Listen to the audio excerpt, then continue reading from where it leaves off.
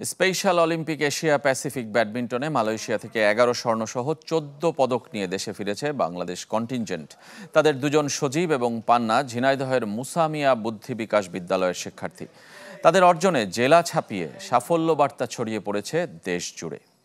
ফুটবলে যখন আমার ছেলেরা বিজয় লাভ করে আমি উৎফুল্ল হই, এরা যখন বিজয়ী হয় আমার চোখে পানি আসে। কিছু আবেগ ভিন্ন, কিছু অর্জন চোখের জলের ঊর্ধ্বে।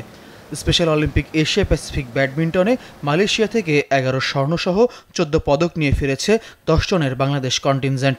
তাদের দুজন সজীব এবং পান্না ঝিনাইদহের মুসা মিয়া বুদ্ধি বিকাশ বিদ্যালয়ের শিক্ষার্থী। কুয়ালালামপুর থেকে ঢাকা, এরপর জেলা শহর ঝিনাইদহে ফেরার আগে স্কুলের পৃষ্ঠপোষক জাহিদি ফাউন্ডেশনের চেয়ারম্যান নাসির শাহরিয়ার জাহিদির সাথে সাক্ষাৎ করেছেন স্বর্ণজয়ী দুজন। দেশের অনেকেই বলে এদের দিয়ে কিছু হবে না, আর কিছু করতে পারবে না। আল্লাহর রহমতে তাদের চেয়ে আমরা অনেক ভালো কিছু করেছি। দেশের হয়ে অন্য দেশের যে একটা ইভেন্টে যে আমরা এরকম সুন্দর একটা রেজাল্ট করব বা এরকম অর্জন নিয়ে আসবো, এটা আমাদের জন্য অনেক বড়।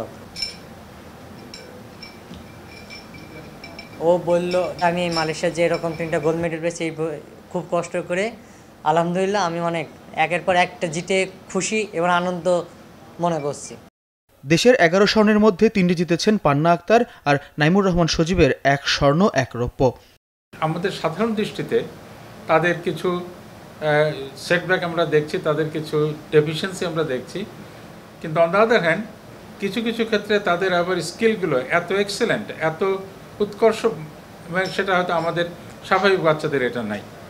মুসা মিয়া বুদ্ধি বিকাশ বিদ্যালয়ের শিক্ষার্থীদের মাধ্যমে আলোকিত হচ্ছে ঝিনাইদহ, সবার সম্মিলিত প্রয়াসে আলোকিত হচ্ছে বাংলাদেশ।